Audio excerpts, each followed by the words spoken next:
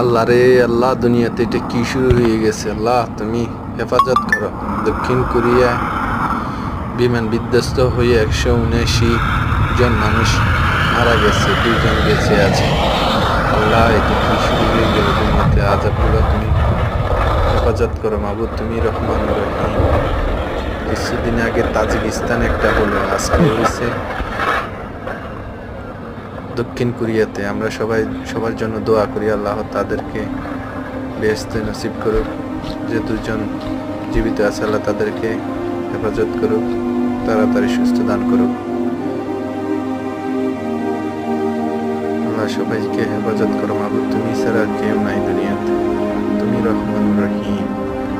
ভাই ভিডিওটা বেশি বেশি শেয়ার করবেন ভালো লাগলে অবশ্যই, আর আমরা এক অপরকে সাপোর্ট করবেন। আল্লাহ সবাইকে